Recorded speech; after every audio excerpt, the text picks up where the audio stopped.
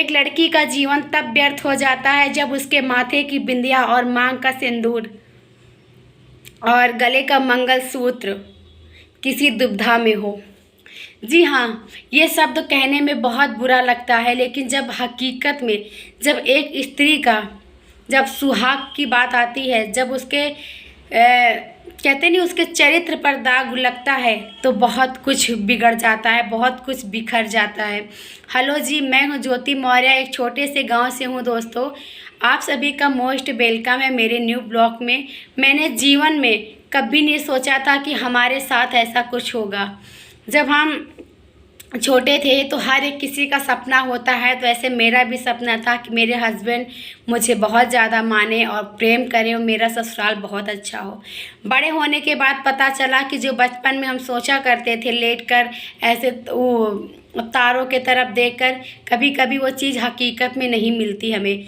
जब मुझे first time तकलीफ़ पहुंची थी, ससुराल में मैं थी, तब मुझे लगा था कि शायद मेरा सपना टूट चुका है।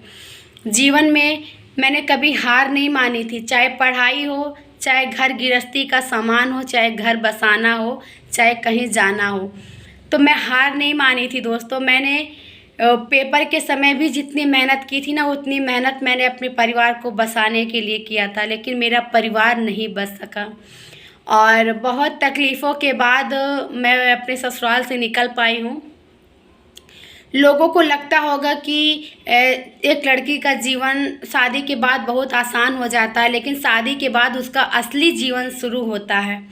जितना मायके में सुख उठाए रहती ना, उतना ज़्यादा उसको तकलीफ़ सहन करना पड़ता है।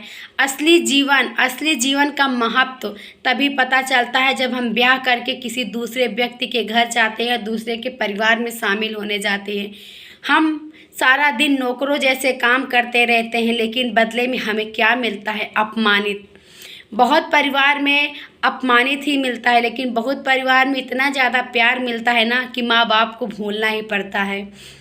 कभी कभी ससुराल में इतना ज़्यादा किसी के प्रेम मिल जाता है ना कि अपनी माँ को भूल जाती हैं।